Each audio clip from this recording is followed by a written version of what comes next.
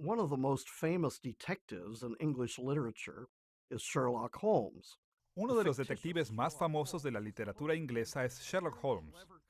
Este personaje ficticio fue un investigador brillante que ayudaba a la policía a resolver casos difíciles. Se decía que la genialidad de Sherlock Holmes tenía dos aspectos.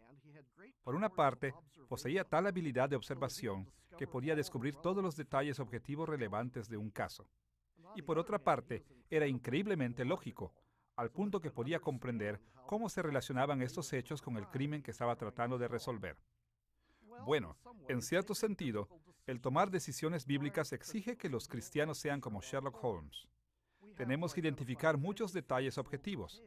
También tenemos que descubrir cómo todos esos detalles objetivos se relacionan con las preguntas éticas que estamos tratando de responder. Esta es la séptima lección de nuestra serie, Cómo tomar decisiones bíblicas, y la hemos denominado La perspectiva situacional, comprendiendo los hechos. Nuestro objetivo en esta lección es identificar los principales componentes de las situaciones éticas que enfrentamos en el mundo moderno y explicar cómo influye cada uno de ellos en las decisiones éticas que debemos tomar. En todas estas lecciones, nuestro modelo para tomar decisiones bíblicas ha sido que el juicio ético involucra la aplicación de la palabra de Dios a una situación por una persona. Esta perspectiva de la ética nos recuerda que hay tres aspectos principales que se deben considerar frente a cada situación de carácter ético. Un enfoque en la palabra de Dios, lo que denominamos el aspecto normativo. Un enfoque en la persona, lo que denominamos el aspecto existencial. Y un enfoque en la situación, lo que denominamos el aspecto situacional. Ahora, en algunas lecciones nos hemos concentrado en varias propiedades del aspecto situacional y en esta lección continuaremos profundizando en esta dimensión de la ética cristiana. Ustedes recordarán que en lecciones anteriores identificamos los elementos más fundamentales de nuestra situación ética como hechos. Estos hechos incluyen todo lo que existe. Además de esto, identificamos dos tipos especiales de hechos particularmente importantes para la ética. Primero hablamos de nuestras metas, que son los resultados potenciales e intencionados de nuestros pensamientos, nuestras palabras y nuestros hechos. Y segundo, mencionamos los medios, que son las formas en que alcanzamos nuestras metas. En esta lección, en general veremos con más detalle la amplia gama de hechos y en particular exploraremos la importancia de considerar los hechos sobre Dios, el mundo que nos rodea y los seres humanos al tomar decisiones éticas. Nuestra lección se dividirá en tres partes. Comenzaremos por identificar el hecho de Dios mismo, aquel en quien vivimos y nos movemos y somos. Luego, describiremos los hechos de la creación en general, deteniéndonos en varios aspectos de la naturaleza. Y finalmente, consideraremos la humanidad como un elemento crítico de nuestra situación ética. Vayamos primero a Dios mismo, el primer y principal hecho de nuestra situación ética. We speak of God as the ultimate fact in our Hablamos de Dios como el hecho último de nuestra situación, porque Él es quien da existencia y significado a cualquier otro hecho. Los demás hechos existen solo porque Dios los creó y continúa sosteniéndolos. Y tienen significado solo porque Dios les concede significado en forma autoritativa dentro de su creación. Esto significa que siempre debemos interpretar todos los hechos a la luz de la existencia y el carácter de Dios. De modo que, cuando nos detenemos a considerar la importancia ética de los hechos, es importante comenzar con Dios.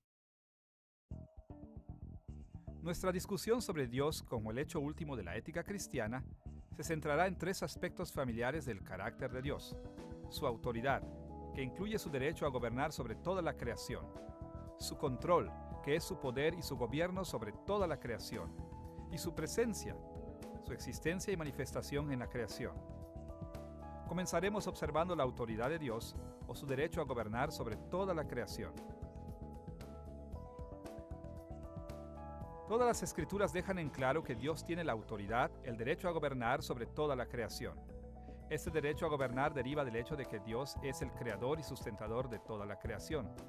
No hay rincón alguno de la creación que Dios no haya creado, o que no dependa de Él para su continua existencia. Su autoridad como creador tiene al menos 3 atributos básicos que siempre debemos recordar en la ética cristiana. Primero, su autoridad es absoluta.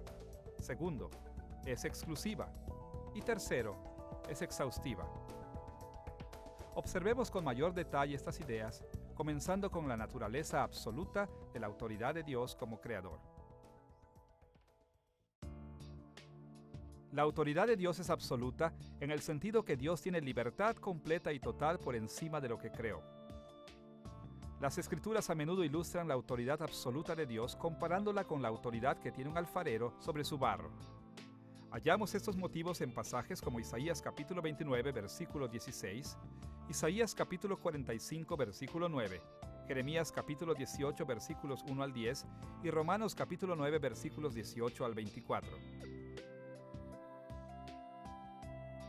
Escuchen cómo Pablo se refirió a la autoridad de Dios en Romanos capítulo 9, versículos 20 al 21. Mas antes, oh hombre, ¿quién eres tú para que alterques con Dios?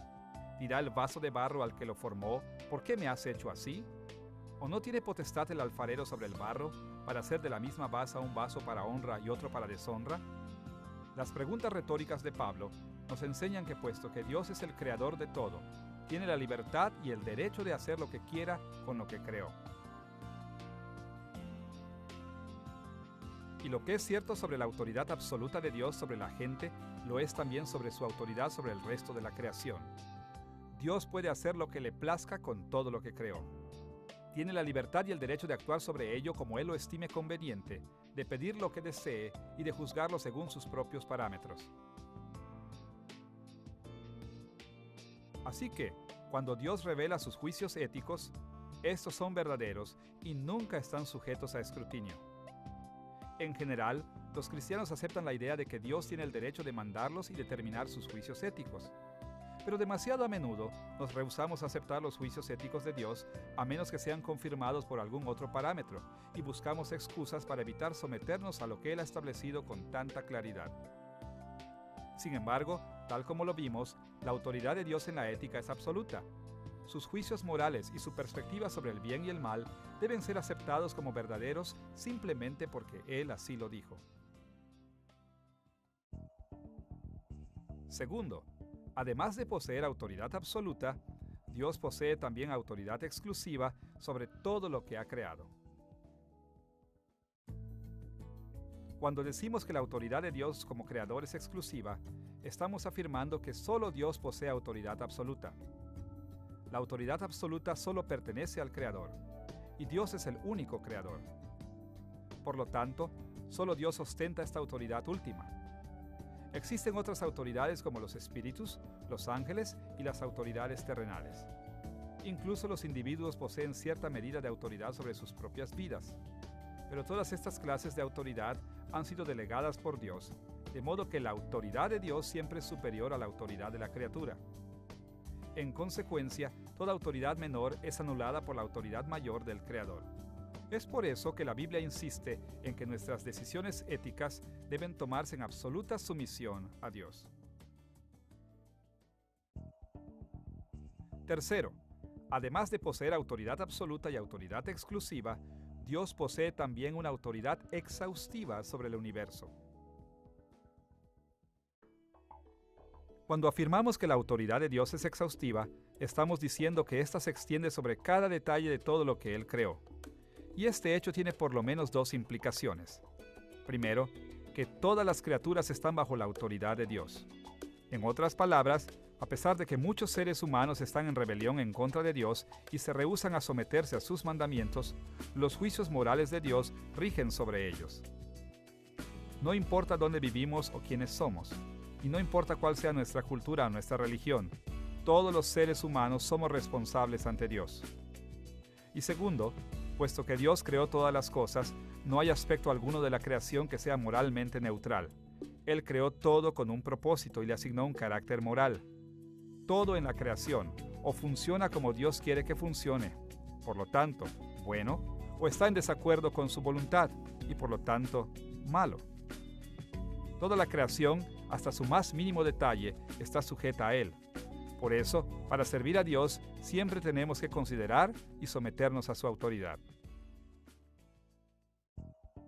Después de analizar la autoridad de Dios, debemos volver nuestra atención a un segundo hecho sobre Dios: su control sobre toda la creación, su poderoso gobierno sobre todo lo que existe.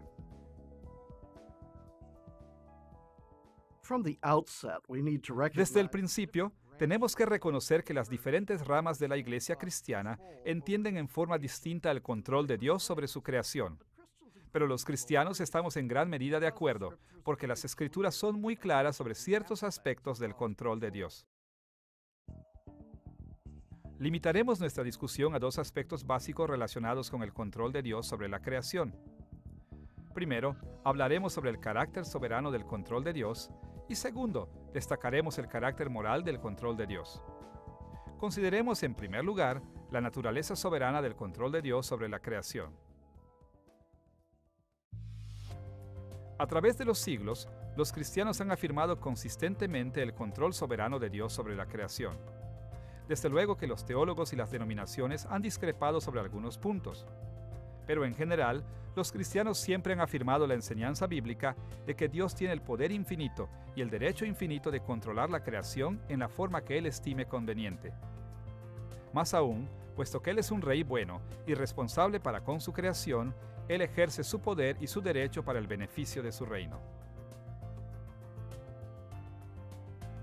Desafortunadamente, en diversas formas, tanto los cristianos como los no cristianos han argumentado a veces que el control soberano de Dios sobre su creación es incompatible con la idea de la responsabilidad moral humana. Han creído en forma equivocada que ambas ideas no pueden ser ciertas. O Dios es soberano, o somos responsables, pero no ambos.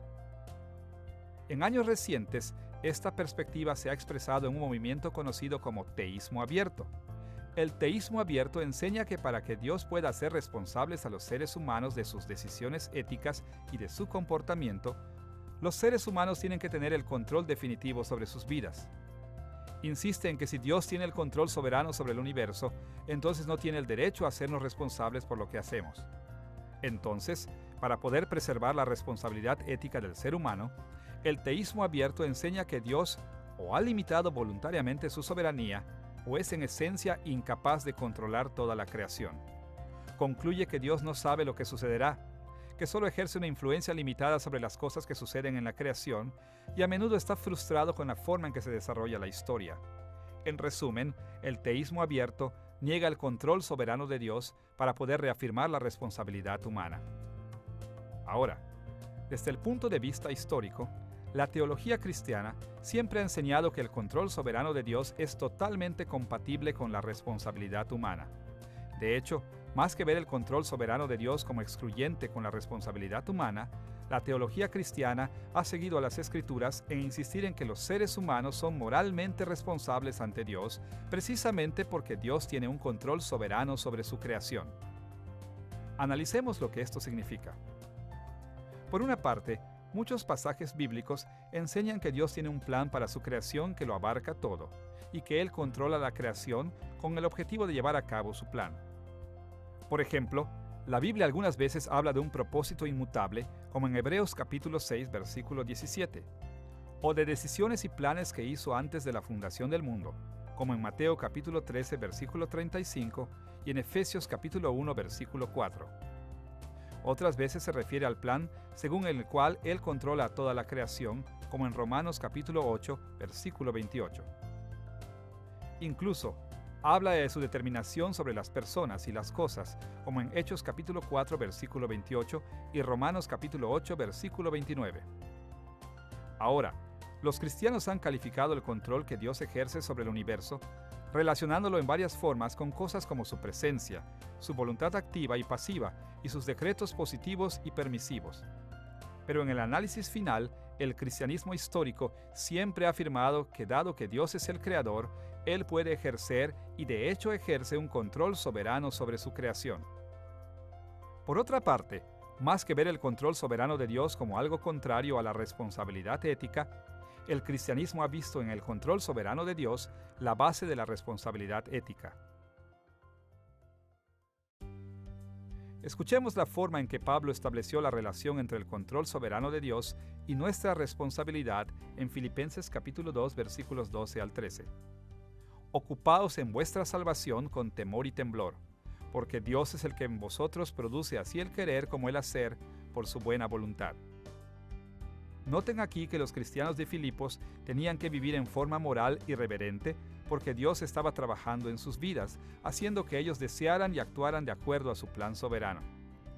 De esta forma, su control soberano sobre sus vidas era la base de su responsabilidad moral.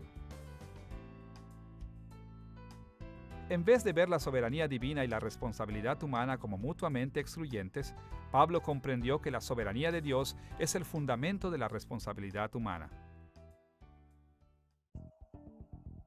Ahora que hemos hablado del carácter soberano del control de Dios sobre la creación, estamos listos para hablar sobre el carácter moral de su control, observando las formas en que Dios diseñó la creación para que ésta fuese propicia a la moralidad.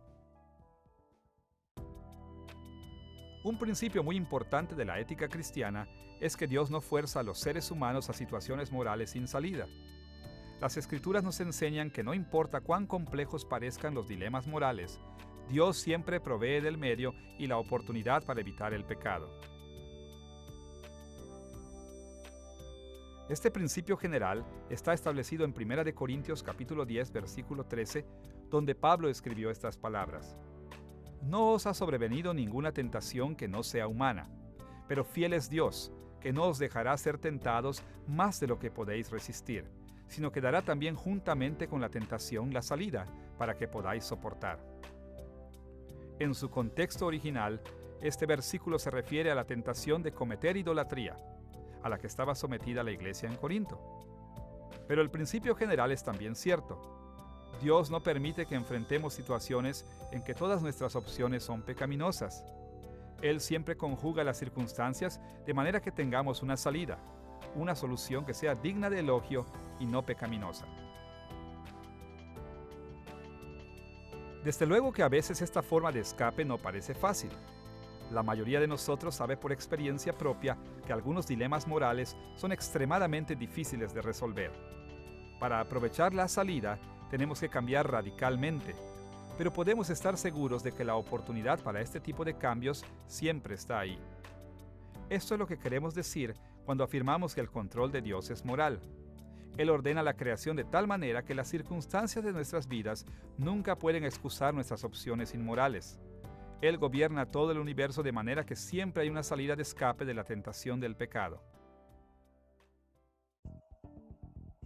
Luego de considerar la autoridad y el control de Dios como factores fundamentales de nuestra situación, estamos listos para enfocarnos en un tercer aspecto del carácter de Dios: su presencia entre nosotros, es decir, cómo Él se involucra con el mundo.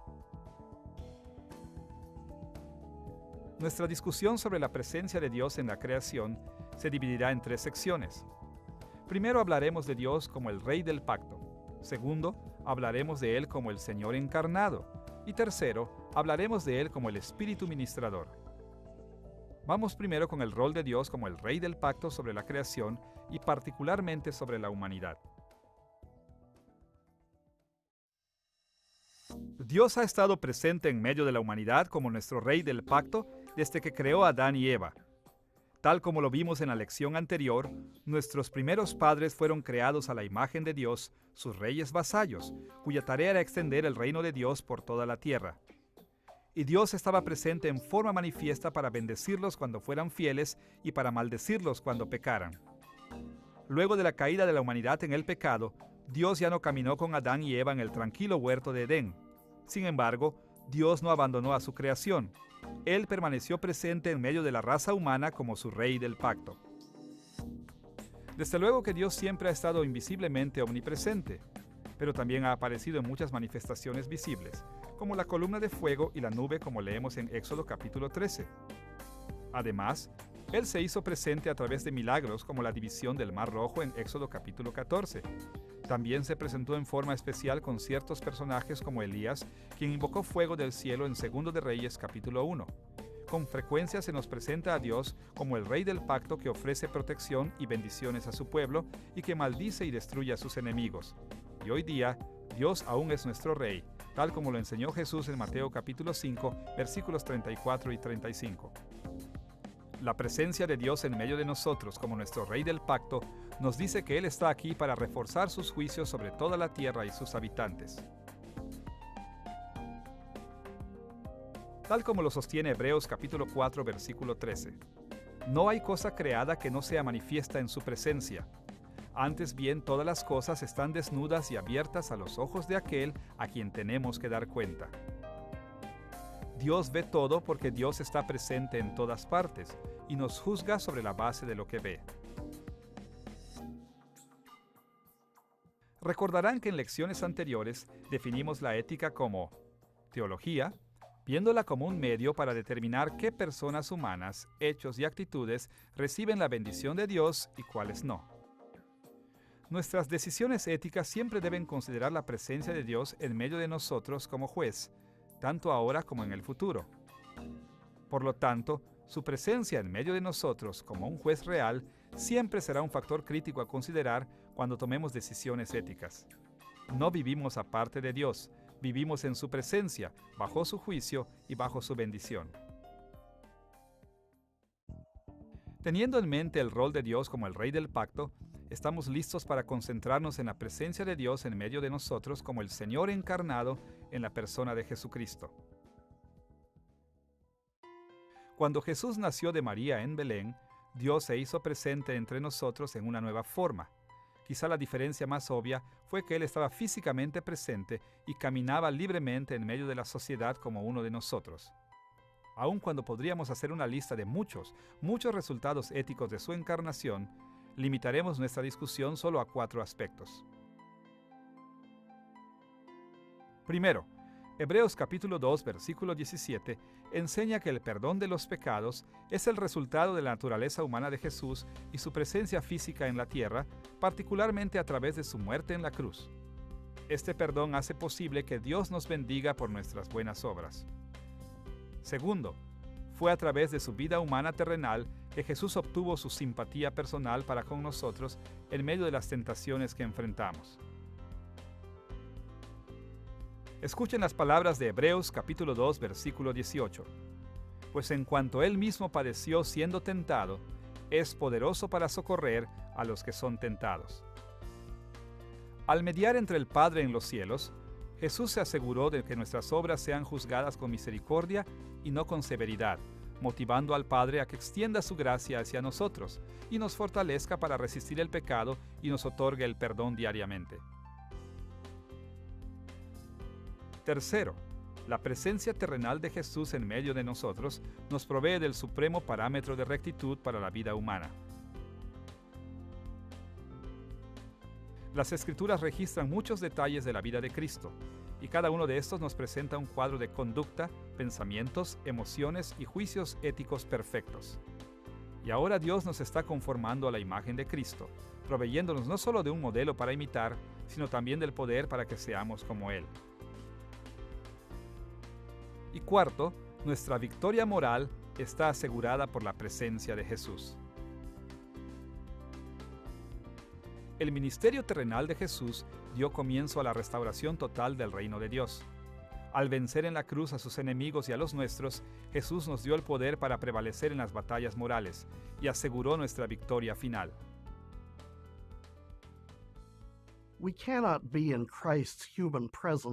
Ahora no podemos estar en la presencia humana de Cristo en la tierra.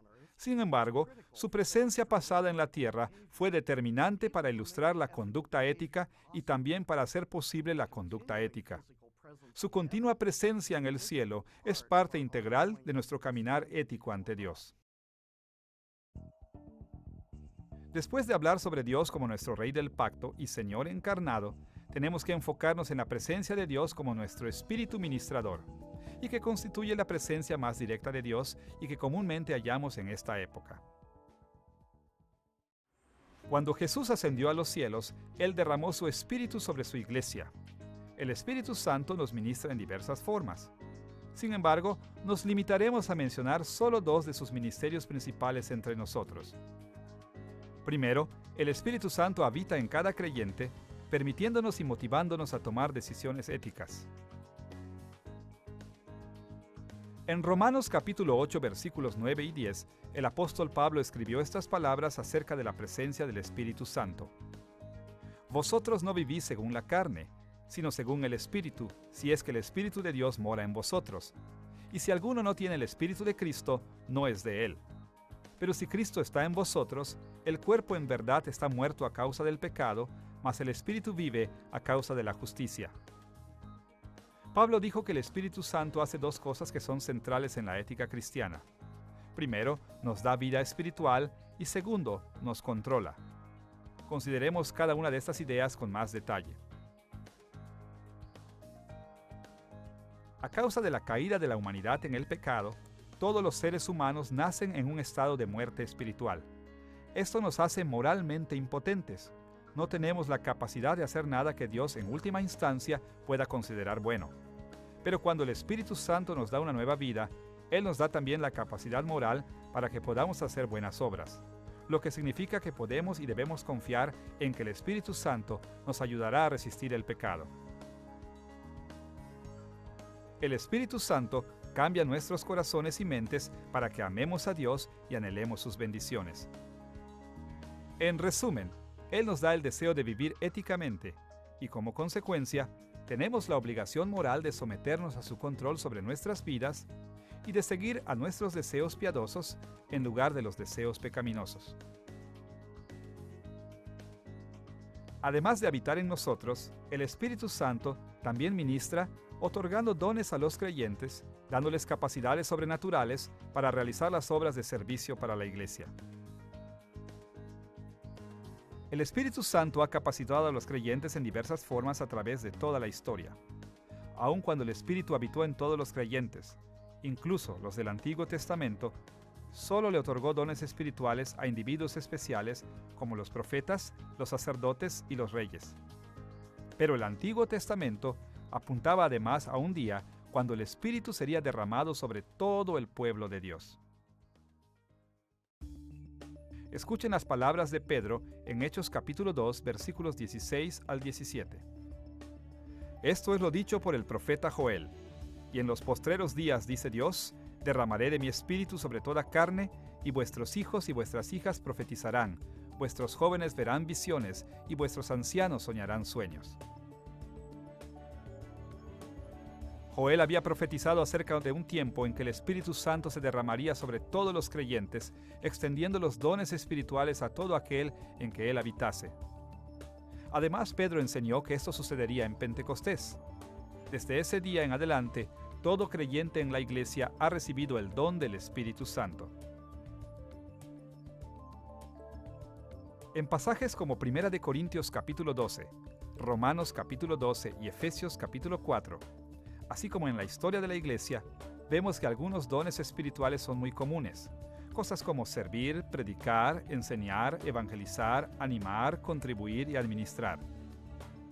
Los dones más espectaculares, tales como las visiones, los milagros y las lenguas, son menos comunes. Pero independientemente de qué dones espirituales tengamos, lo que queremos enfatizar es que el Espíritu Santo concede dones para edificar a la iglesia. De modo que cualquiera que sea el don que poseamos, nuestro deber moral es usarlo para el bien del pueblo de Dios. Escuchen la enseñanza de Pablo sobre este tema en 1 de Corintios capítulo 12, versículos 7 y 11. A cada uno le es dada la manifestación del Espíritu para provecho. Todas estas cosas las hace uno y el Espíritu, repartiendo a cada uno en particular como Él quiere. Una de las claras implicaciones éticas de vivir en la presencia del Espíritu Santo es que estamos obligados a identificar y a usar los dones que Dios nos da.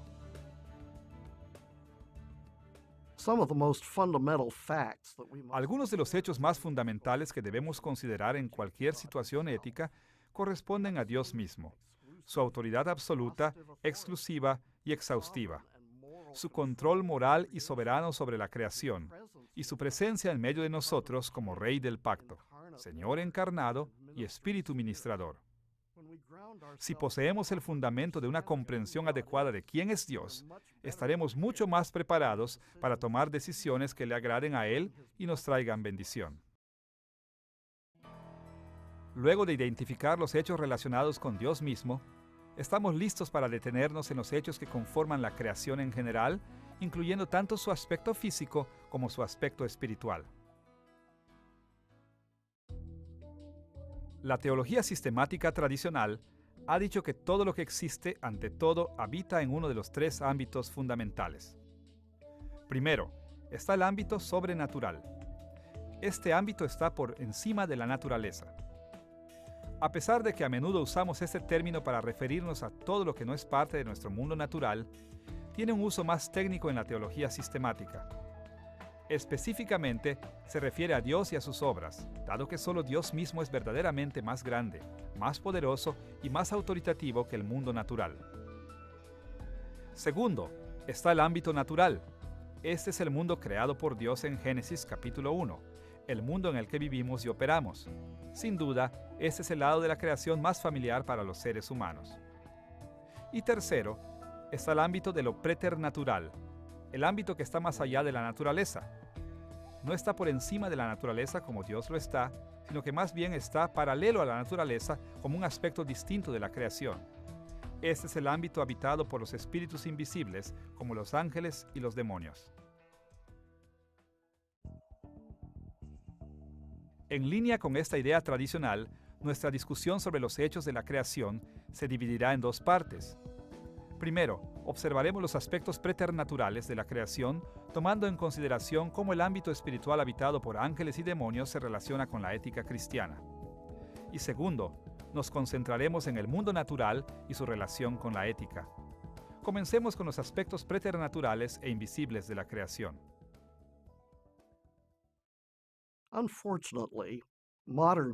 Lamentablemente, los cristianos modernos, especialmente en los países occidentales, casi siempre les prestan poca atención a los ángeles y a los demonios invisibles que se mueven e interactúan con nosotros.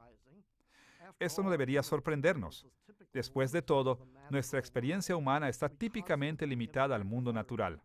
Interactuamos constantemente con otra gente y con nuestro medio ambiente físico, y normalmente tratamos de explicarnos la mayor parte del mundo y los sucesos que nos rodean como fenómenos naturales. De modo que raramente ponemos mayor énfasis en el mundo preternatural. Pero el hecho es que los ángeles y los demonios tienen un impacto significativo en las cosas que suceden en nuestras vidas. Y como resultado de ello, el mundo preternatural será de vital consideración cuando tengamos que tomar decisiones éticas. Consideraremos los aspectos preternaturales de la creación bajo dos encabezados distintos relacionados con la ética cristiana. Primero, describiremos a los habitantes del ámbito preternatural y su relación con el mundo natural.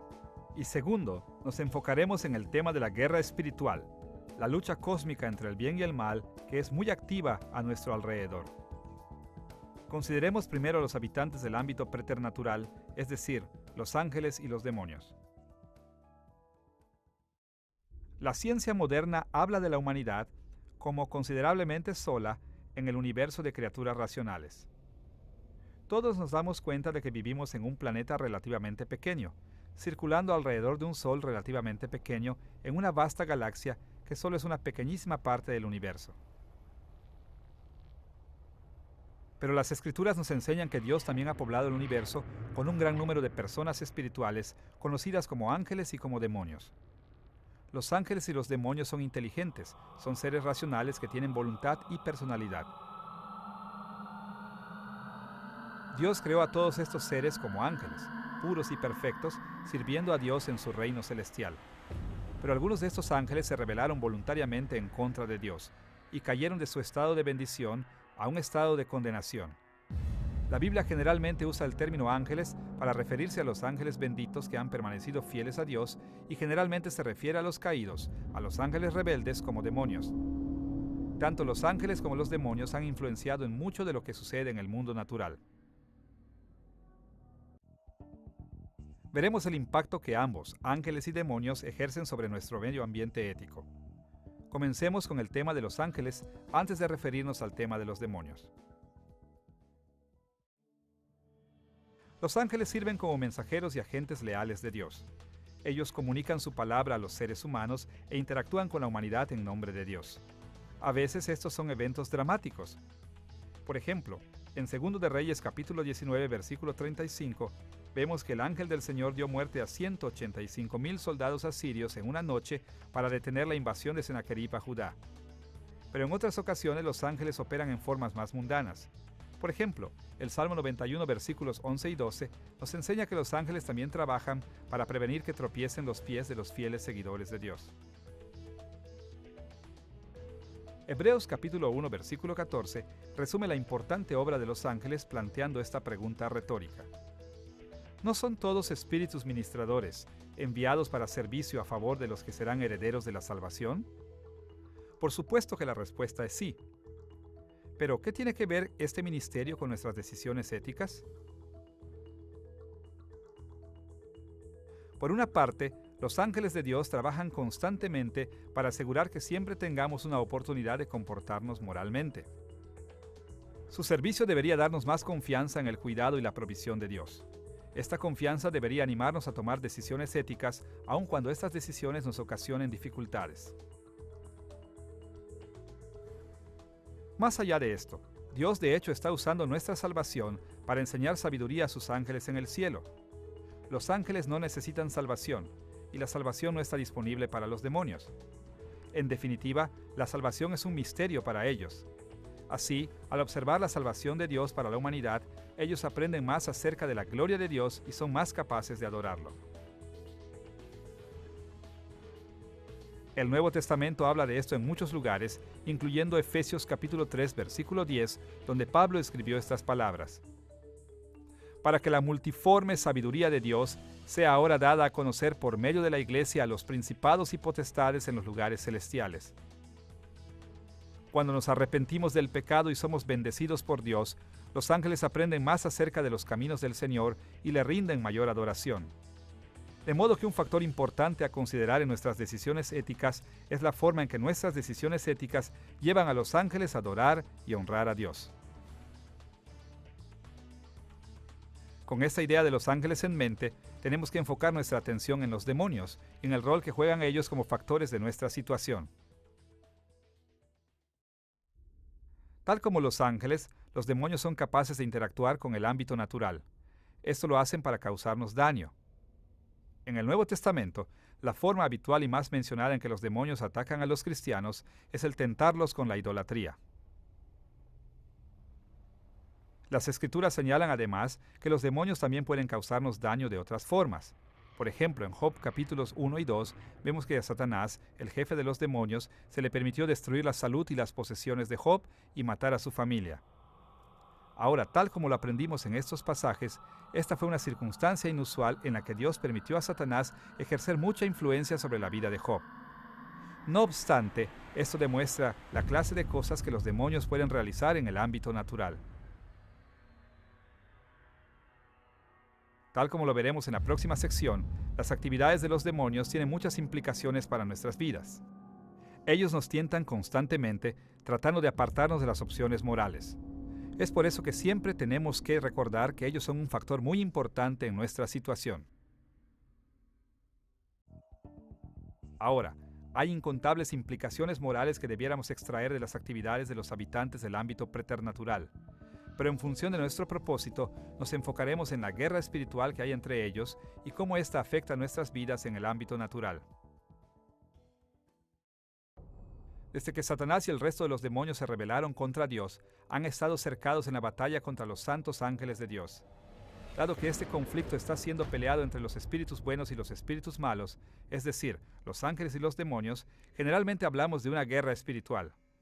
Las Escrituras mencionan con frecuencia esta guerra, siendo tal vez el pasaje más conocido la enseñanza de Pablo sobre la armadura de Dios en Efesios capítulo 6. Escuchen las palabras de Pablo en Efesios capítulo 6, versículo 12. Porque no tenemos lucha contra sangre y carne, sino contra principados, contra potestades, contra los gobernadores de las tinieblas de este siglo, contra huestes espirituales de maldad en las regiones celestes. Aquí Pablo ha señalado que nuestros enemigos incluyen los principados, potestades, gobernadores y huestes espirituales de maldad del mundo preternatural. Esta guerra espiritual es una lucha entre las fuerzas del bien y las fuerzas del mal. Más aún, se produce una influencia ética en nosotros cuando los ángeles nos ayudan a encontrar formas de obedecer a Dios y cuando los demonios nos tientan para pecar. Las buenas nuevas son que Jesús ha paralizado la capacidad de los demonios de superarnos. A través de su muerte y su resurrección, Él ya venció a todos sus enemigos. Pablo enseñó esto en Colosenses capítulo 2, versículo 15, al escribir estas palabras de ánimo. Despojando a los principados y a las potestades, los exhibió públicamente, triunfando sobre ellos en la cruz. Pero aun cuando Cristo ganó la guerra, los demonios todavía persisten en sus escaramuzas en contra nuestra y continuarán atacándonos hasta que Dios los juzgue en el día final. Por eso, debemos ser soldados vigilantes, vestidos para la batalla con la armadura de Dios, confiados en que la gracia de Dios nos fortalecerá para prevalecer en contra de las hordas demoníacas. Nunca debemos olvidar que esta guerra espiritual es real y un elemento poderoso de nuestra situación ética. Una vez entendido esto sobre el mundo preternatural en nuestra mente, estamos listos para revisar las implicaciones éticas del mundo material y natural en el que vivimos. Los detalles del mundo natural son casi ilimitados, de modo que enfocaremos nuestra atención en el mundo natural como un todo. Primero, hablaremos del lugar del mundo natural en su condición original en la creación. Segundo, veremos las formas en que la caída de la humanidad en el pecado ha impactado en el mundo natural. Y tercero, discutiremos las implicaciones de la redención de la humanidad del pecado para el mundo natural. Comencemos con el tema de la creación y con el papel que juega el mundo natural en ella. En Génesis capítulo 1, Moisés describió la creación de todo el ámbito natural, enfatizando la importancia central de la humanidad en la tierra. A partir de su relato, podemos ver que los seres humanos son parte de la naturaleza. Según Génesis capítulo 2, versículo 7, Dios nos creó del polvo de la tierra, y dado que somos parte de la naturaleza, tenemos la obligación ética de protegerla. Moisés dejó en claro, además, que los seres humanos son señores y gobernantes de la naturaleza. Dios no nos creó iguales a las plantas y a los animales, sino para señorear sobre ellos. Escuchen las palabras de Génesis capítulo 1, versículo 28. Y bendijo Dios a la humanidad y les dijo: fructificad y multiplicaos, llenad la tierra y sojuzgadla, y señoread en los peces del mar, en las aves de los cielos y en todas las bestias que se mueven sobre la tierra. Desde el comienzo, Dios llamó al ser humano a gobernar el mundo y administrarlo, promoviendo la vida y el desarrollo, y transformando al mundo en un reino apto para ser habitado por él. Ahora que hemos revisado el estado original del ámbito natural en la creación, centremos nuestra atención en la caída de la humanidad en el pecado, particularmente su impacto en el mundo natural. Cuando Adán y Eva cayeron en el pecado, Dios respondió y maldijo a la raza humana y a la tierra, sujetándolos a corrupción. Esto causó la oposición de la tierra al señorío de la humanidad en muchas formas. Por ejemplo, se hizo difícil para los seres humanos trabajar la tierra y producir alimentos. Leemos acerca de esto en Génesis capítulo 3, versículos 17 al 19, donde Dios pronunció la siguiente maldición sobre Adán. Maldita será la tierra por tu causa. Con dolor comerás de ella todos los días de tu vida. Espinos y cardos te producirá, y comerás plantas del campo. Con el sudor de tu rostro comerás el pan. Como resultado de esta maldición, el mundo natural está afectado por el pecado en múltiples formas. Podríamos resumir la situación del ámbito natural así. La naturaleza es el recipiente de la maldición de Dios y el instrumento de la ira de Dios. Es decir, la naturaleza está corrompida por el pecado y a menudo es hostil para con nosotros. Estos son importantes detalles de nuestra situación natural que hay que considerar en la ética. La naturaleza no es como fue diseñada originalmente. Esto a menudo complica nuestras decisiones éticas porque está corrompida por el pecado y a menudo sirve como instrumento de Dios para disciplinarnos. Al mismo tiempo, el mundo natural no está totalmente corrompido por la caída. La tierra aún pertenece a Dios y todo lo que hay en ella también. Esta aún proclama su bondad y su majestad, y Dios aún la usa para proveernos de muchas cosas buenas. Tal como leemos en el Salmo 19, versículo 1. Los cielos cuentan la gloria de Dios y el firmamento anuncia la obra de sus manos. Y tal como lo escribió Pablo en 1 de Timoteo capítulo 4 versículos 4 y 5. Todo lo que Dios creó es bueno, y nada es de desecharse si se toma con acción de gracias, porque por la palabra de Dios y por la oración es santificado. La naturaleza aún es buena, aún es la creación de Dios, y aún es medio a través del cual Dios nos ministra y nos bendice. Cada vez que enfrentamos decisiones éticas, siempre debemos recordar que tanto la corrupción de la naturaleza como las bendiciones de la naturaleza continúan siendo características importantes de nuestra situación. Luego de hablar de la naturaleza en relación con la creación y con la caída, estamos listos para ir al tema de la redención y el rol que juega el ámbito natural en la historia de la redención. Cuando la humanidad cayó en el pecado, el ámbito natural se transformó en un instrumento de maldición y en un recipiente de la maldición. Pero con la redención, ambos efectos son revertidos. El ámbito natural se transforma en un instrumento de redención. En tanto, Dios obra en el ámbito natural para llevar a cabo la redención para los seres humanos.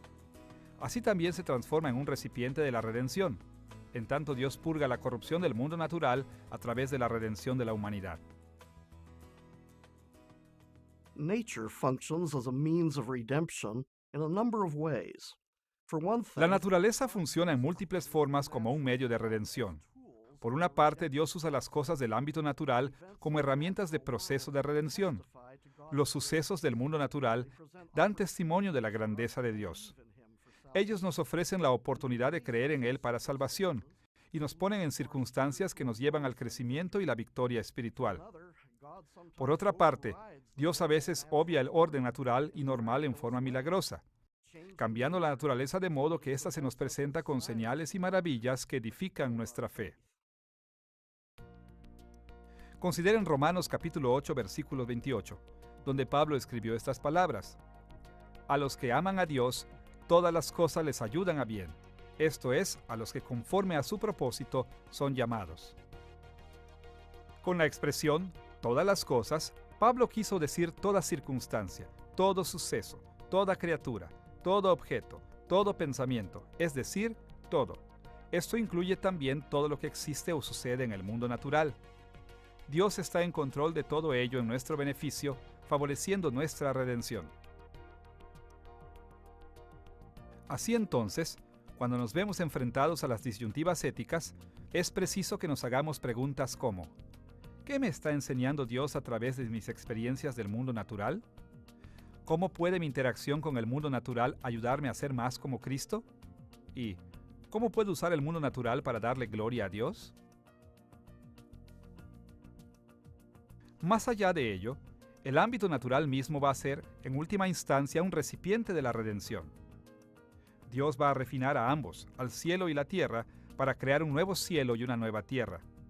Las Escrituras mencionan esta nueva creación en muchos textos como Isaías capítulo 65 versículo 17, Isaías capítulo 66 versículo 22, Segunda de Pedro capítulo 3 versículo 13 y Apocalipsis capítulo 21 versículo 1.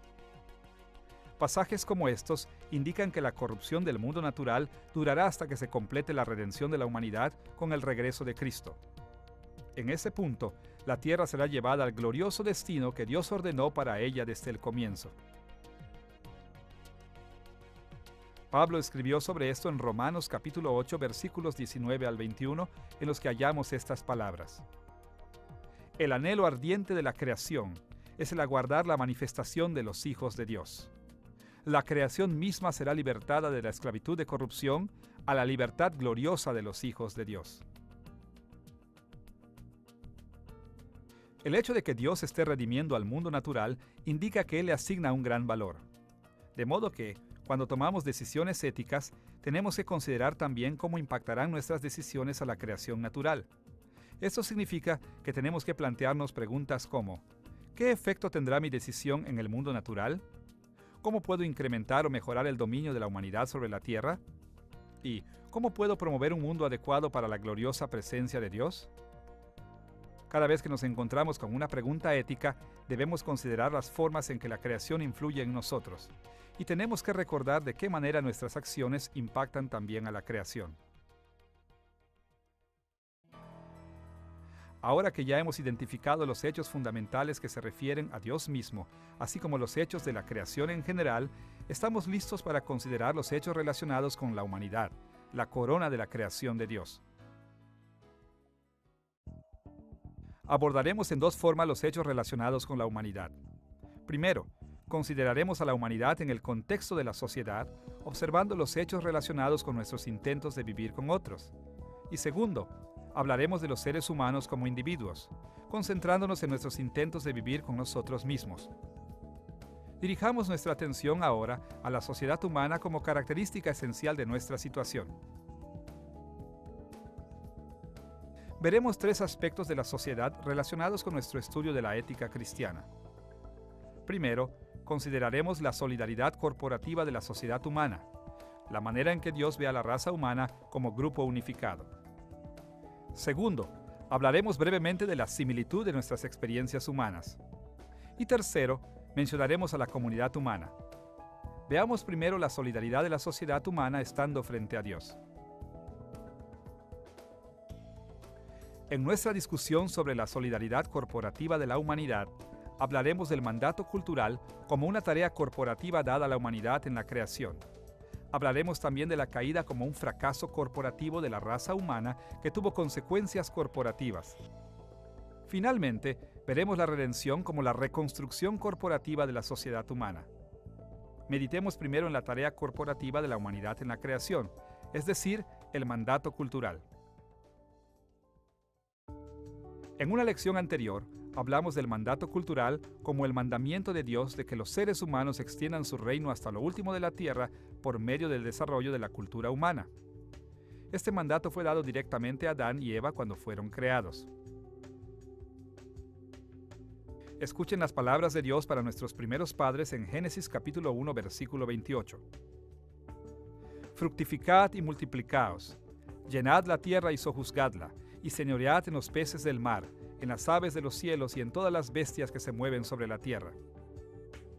Por supuesto que Dios nunca quiso decir que Adán engendrara y Eva diera a luz tantos hijos como para llenar todo el planeta con pueblos y culturas.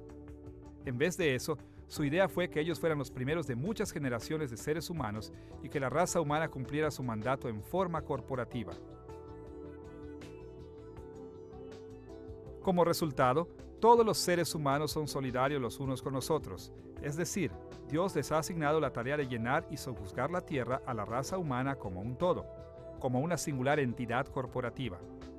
Pero Dios no le asignó todos los aspectos del mandato cultural a cada individuo. El mandato cultural obliga a la humanidad como un todo a reproducir y edificar culturas, y la obligación moral del individuo consiste simplemente en hacer su parte, en cooperar con toda la humanidad en la realización de esta tarea corporativa. Esta solidaridad corporativa de la raza humana en el mandato cultural nos enseña algo muy importante sobre la ética. Nos enseña que desde un primer comienzo, Dios tuvo el propósito de que los seres humanos consideremos el resto de la gente cuando tomamos nuestras decisiones individuales. Tenemos que considerar cómo les afectarán nuestras decisiones y cómo podemos trabajar juntos para realizar nuestra tarea corporativa de extender el reino de Dios hasta lo último de la tierra. Con la tarea de la humanidad en mente, revisemos el tema de nuestro fracaso corporativo, es decir, cuando la raza humana cayó en el pecado. Cuando Dios creó a Adán y a Eva, les asignó la tarea corporativa del mandato cultural, pero también les asignó roles individuales que contribuirían al éxito de la tarea. Luego, en la caída, Adán y Eva violaron, cada uno en particular, su rol individual asignado, y en el proceso, violaron la tarea corporativa que se les había dado. Así entonces, la caída no solo implicó los pecados de Adán y Eva como individuos, sino también el rompimiento de su relación, su estructura de familia ordenada por Dios, y de este modo la raza humana se unió en su rebelión contra Dios.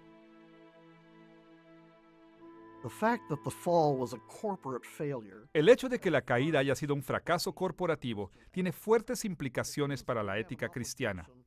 Indica que no solo tenemos la obligación de ser individuos éticamente puros, sino también de promover la moralidad de los demás individuos. Demuestra que se requiere que formemos familias y sociedades y que establezcamos prácticas éticas en medio de tales relaciones. nos enseña también que es necesario que seamos cuidadosos con las tentaciones que se nos presentan a través de tales relaciones.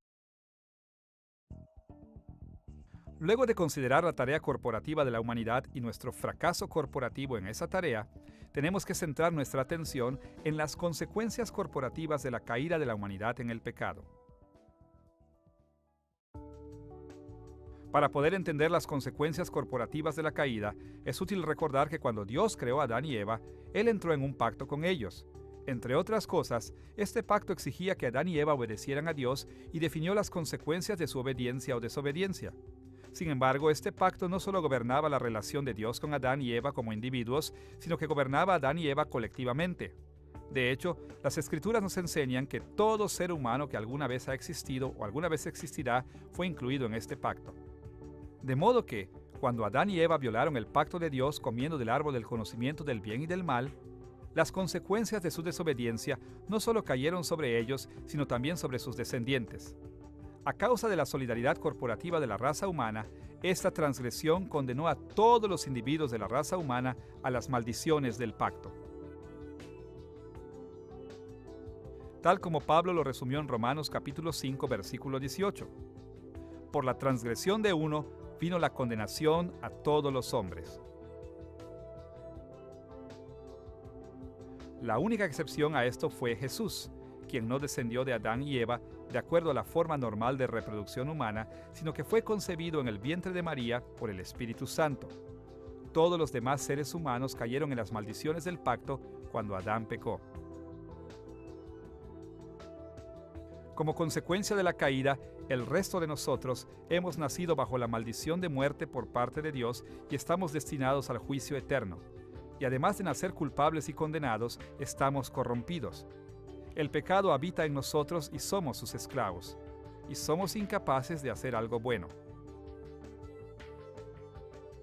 Tal como Pablo lo escribió en Romanos capítulo 8, versículos 7 y 8. Los designios de la carne son enemistad contra Dios, porque no se sujetan a la ley de Dios ni tampoco pueden, y los que viven según la carne no pueden agradar a Dios. De hecho, las consecuencias de la caída son tan severas que, aparte de la obra redentora de Dios, no hay forma en que podamos pensar, hablar o hacer algo que sea verdaderamente ético. Dado que estamos tan corrompidos por el pecado, tenemos que cuestionar siempre nuestros instintos e intuiciones morales. No podemos llegar y simplemente seguir a nuestro corazón, imaginándonos que éste siempre nos guiará a la pureza ética.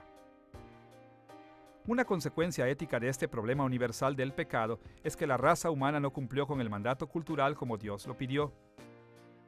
Edificamos y extendemos la civilización humana a través del mundo, pero el pecado que habita en nosotros generalmente hace que la edifiquemos en una forma en que fallamos en honrar y glorificar a Dios.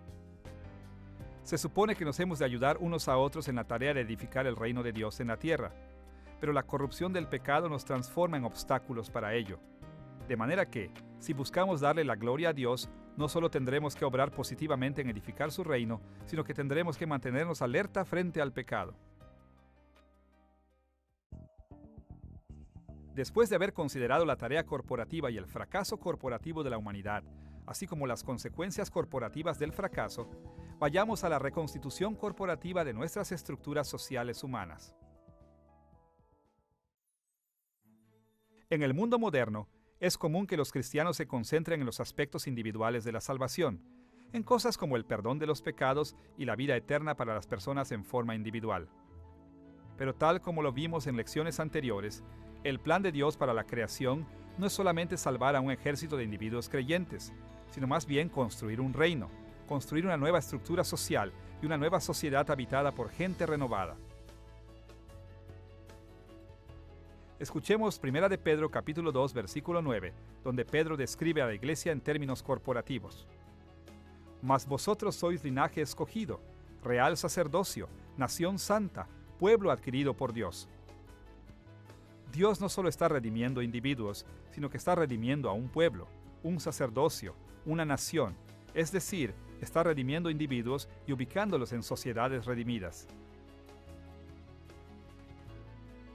Todos estamos conscientes de que Jesús es nuestro Rey y que nosotros somos su reino. Y todos reconocemos que incluso en el presente, Él ha ordenado las estructuras y las autoridades sociales para su pueblo, tales como las familias y los oficios de la Iglesia. Y cuando Jesús regrese en el futuro, las estructuras sociales corporativas también serán totalmente redimidas. Y estos hechos son importantes para las decisiones éticas que tomamos. No solo necesitamos concentrarnos en nuestra propia redención personal, sino también en la mantención de las estructuras sociales divinas, como las familias, las congregaciones de las iglesias, incluso las naciones. Todas son parte del gran reino que Dios está edificando en la tierra. Ahora que hemos explicado la solidaridad corporativa de la raza humana en nuestro trato con Dios, tenemos que considerar los hechos relacionados con la similitud de nuestras experiencias humanas. Dentro de la raza humana, nos dividimos en muchos grupos más pequeños de gente. Somos miembros de naciones, culturas, subculturas, iglesias, familias, etc. Nuestras historias no son solo biografías de individuos, sino relatos acerca de naciones y grupos de personas. Existimos y nos gobernamos con base en estructuras sociales como las familias y los países. Compartimos culturas que nos ligan con base en estilos de vestimenta, alimentos, música, arte, arquitectura y muchas otras cosas. Dentro de estos grupos sociales hay similitudes fundamentales que ligan al grupo. Estas similitudes y diferencias debemos considerarlas cuando tomamos decisiones éticas. Encontramos un resumen conciso de esta idea en 1 Corintios capítulo 9, versículos 20 al 22, donde Pablo escribió estas palabras. Me he hecho a los que están sujetos a la ley, aunque yo no esté sujeto a la ley, como sujeto a la ley, para ganar a los que están sujetos a la ley. A los que están sin ley, como si yo estuviera sin ley, no estando yo sin ley de Dios, sino bajo la ley de Cristo, para ganar a los que están sin ley. A todos me he hecho de todo, para que de todos modos salve a algunos. Pablo enseñó que es importante para nosotros adaptar nuestra conducta a las experiencias compartidas de la gente alrededor nuestro. Él tomó en cuenta los contextos humanos sociales en que él mismo se basó y cambió su conducta a la luz de lo que vio. Por ejemplo, siguió las tradiciones judías en los ambientes judíos y las prácticas gentiles en los ambientes gentiles.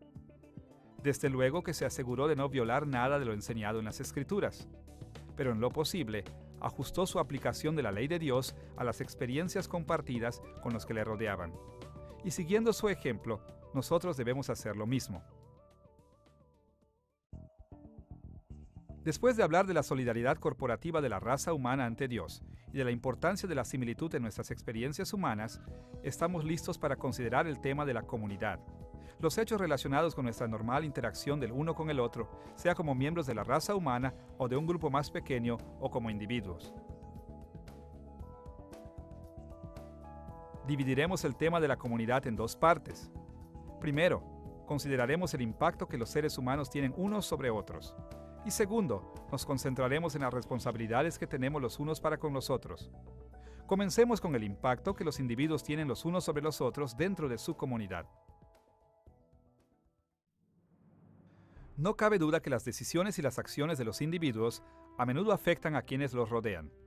Cuando estas acciones y decisiones se conforman a las Escrituras, impactan a las personas en una forma que glorifica a Dios. Cuando no lo hacen, impactan a los demás en una forma que promueve el pecado. Impactamos de innumerables maneras a la gente en nuestra comunidad. Sin embargo, en función del propósito de esta lección, concentraremos nuestra discusión en el impacto entre los creyentes en la iglesia. En 1 Corintios capítulo 12, versículos 26 y 27, Pablo describió el impacto que los cristianos ejercen unos sobre otros usando la metáfora del cuerpo. Escuchen lo que él escribió allí. De manera que si un miembro padece, todos los miembros se duelen con él, y si un miembro recibe honra, todos los miembros con él se gozan. Vosotros, pues, sois el cuerpo de Cristo, y miembros cada uno en particular. En este pasaje, Pablo enseñó que los cristianos deben tratarse unos a otros con honor y respeto, porque lo que le sucede a un cristiano le afecta a todos los creyentes en el mundo. En este sentido, el impacto que ejercemos el uno sobre el otro es muy amplio, de modo que siempre debemos tomar en cuenta a toda la iglesia cada vez que tomamos una decisión. En la medida que seamos capaces de determinar el impacto de nuestras acciones sobre los otros creyentes, debemos tomar las decisiones que los beneficien y no los dañen, y que promuevan en ellos el conducirse éticamente. Pablo dio un ejemplo muy concreto de esto en 1 Corintios capítulo 8, donde dio instrucciones con respecto a los alimentos que habían sido sacrificados a los ídolos.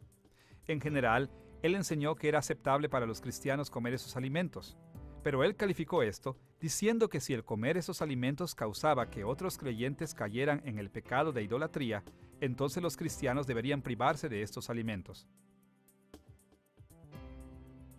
Escuchen lo que él escribió en 1 Corintios capítulo 8, versículo 13.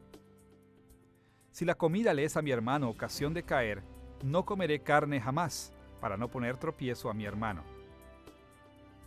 Para que nuestras decisiones sean bíblicas, debemos considerar el impacto de nuestras acciones sobre los demás. Conociendo la importancia del impacto que tenemos en los demás, tenemos que dirigir nuestra atención al tema relacionado con las responsabilidades que tenemos los unos para con los otros. Tal como lo hicimos cuando discutimos el impacto que tenemos en los demás, nos concentraremos particularmente en las responsabilidades que tenemos los unos para con los otros en la iglesia. En muchos pasajes, las Escrituras nos enseñan acerca de nuestras responsabilidades para con el otro. Entonces, para ser más ilustrativos, nos concentraremos en el mandamiento del Señor que nos amemos los unos a los otros. Este mandamiento es mencionado con frecuencia en las Escrituras, pero nos fijaremos en la forma en que Juan habló acerca de él en su primera epístola. Escuchen las palabras de 1 de Juan capítulo 3, versículos 11 al 18. Amémonos unos a otros. En esto hemos conocido el amor, en que Él puso su vida por nosotros. También nosotros debemos poner nuestras vidas por los hermanos. Pero el que tiene bienes de este mundo, y ve a su hermano tener necesidad y cierra contra él su corazón, ¿cómo mora el amor de Dios en él? Hijitos míos, no amemos de palabra ni de lengua, sino de hecho y en verdad. Juan indicó que tenemos la responsabilidad de amarnos unos a otros de la misma forma en que Jesús nos amó. Esta responsabilidad abarca toda la vida. Demanda nuestro tiempo, nuestro dinero, nuestras posesiones, incluso nuestras vidas. Y esta es una responsabilidad que debe reflejarse en todas nuestras decisiones éticas. Ahora que hemos revisado los hechos relacionados con la vida con los demás en la sociedad humana, estamos listos para volver nuestra atención sobre nosotros mismos como individuos. Como hemos visto, los seres humanos tenemos muchas cosas en común. Todos somos responsables ante el mismo Dios. Vivimos en el mismo mundo natural y somos influenciados por las mismas fuerzas preternaturales. Vivimos en sociedades junto a muchos otros semejantes a nosotros, pero también hay muchas formas importantes en que cada persona es única. Todos tenemos diferentes personalidades, diferentes historias, diferentes capacidades, etc. Y estas diferencias individuales son factores importantes a considerar cuando enfrentamos opciones éticas. Hablaremos de 4 tipos de factores en relación con los seres humanos como individuos. Primero, hablaremos del carácter personal. Segundo, mencionaremos el significado de las experiencias de cada individuo. Tercero, trataremos el tema del cuerpo humano y su influencia. Y cuarto, consideraremos la importancia de los roles que Dios le ha asignado a cada persona. Comencemos con el carácter personal como un importante factor de nuestra situación. Cuando hablamos de carácter, tenemos en mente cosas como nuestras preferencias y tentaciones individuales, así como nuestra santificación. Cada uno de nosotros tiene ciertas fortalezas y debilidades, y cada uno de nosotros tiene una relación personal única con el Espíritu Santo. Todos estos factores influyen en nuestra capacidad e inclinación a tomar decisiones que honren a Dios. Además de los aspectos del carácter personal, al tomar decisiones éticas, debemos fijarnos también en las experiencias de cada individuo. Las experiencias personales se parecen un poco a las huellas digitales. Todas las huellas digitales están hechas de bordes que forman patrones como arcos y curvas y espirales, y aun cuando todos tenemos huellas digitales conformadas por los mismos elementos, cada huella digital es única. Lo mismo sucede con nuestras experiencias. La mayoría de nuestras experiencias son muy comunes, pero la combinación de las experiencias de cada persona es única. En la categoría de nuestras experiencias deberíamos incluir factores tales como nuestra herencia, nuestra madurez, nuestra educación, nuestras oportunidades, nuestra posición y estatus y, por supuesto, todo lo que siempre pensamos, decimos y hacemos. Estas experiencias condicionan nuestras decisiones éticas y determinan en parte nuestras responsabilidades morales. Ahora, en cierto sentido, todos enfrentamos la misma tentación de violar la ley de Dios, pero cada uno de nosotros siente esta tentación en forma distinta. Por ejemplo, todos somos tentados a robar, pero los detalles específicos de esta tentación difieren en cada uno de nosotros. Todos somos tentados sexualmente, pero las tentaciones específicas que enfrentamos varían de individuo a individuo. De manera que, al aproximarnos al tema de la ética cristiana, tenemos que reconocer que cada uno de nosotros lucha una batalla espiritual única, y los detalles de nuestras batallas únicas son factores importantes que debemos considerar. Por ejemplo, en relación con nuestra herencia, todos tenemos que honrar a nuestros padres, pero no todos tenemos los mismos padres. De hecho, cada uno de nosotros tiene que honrar a sus propios padres. Y con respecto a la madurez, la forma en que hemos de honrar a nuestros padres varía a medida que crecemos. Cuando somos jóvenes, los honramos grandemente, obedeciéndoles y respetándolos. Cuando somos mayores y nuestros padres son ancianos, puede que necesitemos honrarlos en forma distinta, como cuidar de sus necesidades físicas. Cada experiencia nos presenta responsabilidades consecuentes que en cierta forma son únicas para nosotros. Y al enfrentar decisiones éticas, estos son los factores muy importantes a considerar. Con estas ideas sobre el carácter y la experiencia personal en mente, tenemos que concentrarnos en los factores relacionados con el cuerpo humano y la influencia que ejercen sobre nuestra contingencia ética. Hay muchos factores relacionados con nuestros cuerpos y que entran en juego en la contingencia ética, tales como nuestra edad física, nuestras capacidades e incapacidades, nuestra herencia genética y nuestras capacidades intelectuales. Por ejemplo, en Deuteronomio capítulo 1 versículos 35 al 39, Dios hizo una distinción entre los adultos y los niños de Israel así: No verá hombre alguno de estos, de esta mala generación, la buena tierra que juré que había de dar a vuestros padres, excepto Caleb y Josué, y vuestros niños, vuestros hijos que no saben hoy lo bueno ni lo malo. Ellos entrarán allá, y a ellos la daré, y ellos la heredarán.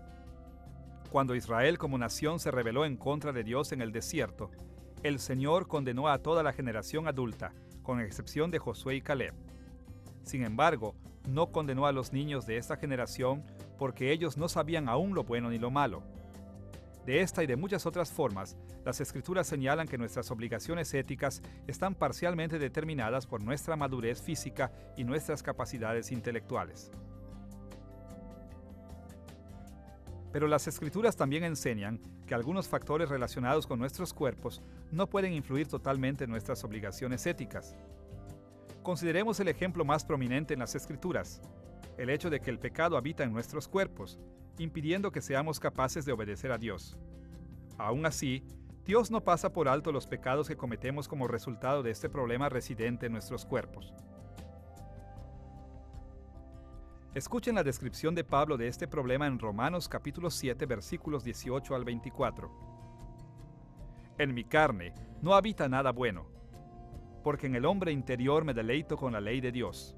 Pero veo otra ley en los miembros de mi cuerpo, que me hace prisionero de la ley del pecado que está en mis miembros. ¿Quién me libertará de este cuerpo de muerte? El pecado que habita en nuestros cuerpos nos lleva al pecado. Pero tal como lo muestra Pablo, la solución a este dilema no es negar nuestra culpa, sino clamar por un Salvador. Y la relación entre la genética y la conducta es similar a esto. Muchos científicos han sugerido que hay una correspondencia entre la herencia genética por una parte y las conductas como la violencia criminal, el alcoholismo y la homosexualidad por otra parte. Puede que sea cierto entonces que nuestros genes, así como el pecado que habita en nosotros, dificultan nuestra obediencia a los mandamientos del Señor. Sin embargo, los mandamientos de Dios son normativos para nosotros. Luego, aun cuando nuestros cuerpos hagan más fácil y natural el pecar, eso no nos excusa de los pecados que la Biblia claramente condena. Ahora que hemos revisado los factores relacionados con el carácter, las experiencias personales y el cuerpo humano, estamos listos para examinar la importancia ética de los roles que Dios nos ha asignado a cada uno de nosotros.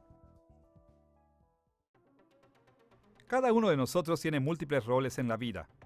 En el mundo secular, a menudo desempeñamos roles como padres, hijos, hermanos, esposos, empleados y muchos más. Más allá de esto, Dios ha llamado a las personas a distintos puestos y trabajos en la iglesia, de modo que tenemos ancianos, diáconos, evangelistas, maestros, etc. Y ya sea que ocupemos un puesto en la iglesia o no, Dios ha dotado espiritualmente a cada creyente de distintas maneras, y Él espera que usemos nuestros dones para servir a nuestros hermanos y hermanas en Cristo. Pero cada uno de estos roles nos presentan tentaciones y responsabilidades específicas.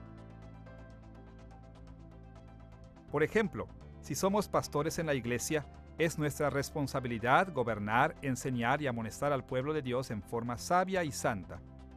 Pero si somos niños en la iglesia, estaríamos errados si asumimos este tipo de autoridad y conducta. Consideremos otro ejemplo. El Nuevo Testamento enseña a los adultos físicamente capaces, especialmente a los padres y esposos, a trabajar para sostenerse ellos mismos y a sus familias. Tal como Pablo lo escribió en 1 de Timoteo capítulo 5, versículo 8, porque si alguno no provee para los suyos, y mayormente para los de su casa, ha negado la fe y es peor que un incrédulo. Así entonces, podemos ver que es responsabilidad de algunas personas el trabajar para mantener a los demás, específicamente aquellos que están en un rol de proveedor para la familia. Así también, cuando se nos otorga la responsabilidad de proveer para nuestras familias, enfrentamos la tentación de evadir esa responsabilidad. De una manera u otra, lo mismo es cierto para cada rol que desempeñamos. Cada rol nos expone a tentaciones particulares y nos otorga responsabilidades particulares. De este modo, cada rol es un factor importante y complejo en nuestra contingencia ética. Vemos entonces que al tomar decisiones bíblicas hay muchos factores que debemos tomar en cuenta y que están relacionados con nuestra existencia como seres humanos, tanto como miembros de la sociedad en la que convivimos unos con otros y como individuos que convivimos con nosotros mismos. En esta lección, hemos esbozado las principales categorías de los factores que debemos tener en mente para responder a las preguntas éticas bíblicamente.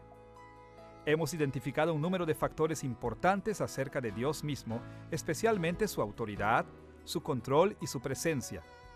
Hemos descrito los factores que conforman la creación en general, poniendo atención tanto al ámbito natural como al ámbito preternatural. También hemos considerado la humanidad tanto en el contexto de la sociedad como a nivel individual.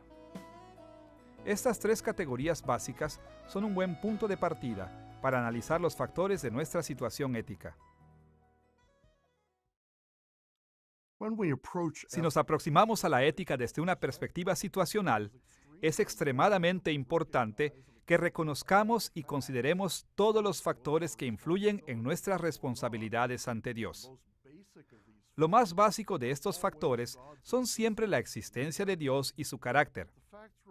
Pero los factores relacionados con nuestro contexto y con nosotros mismos establecen también obligaciones éticas para nosotros. De modo que mientras más factores consideremos, estaremos más seguros de tomar decisiones éticas realmente bíblicas.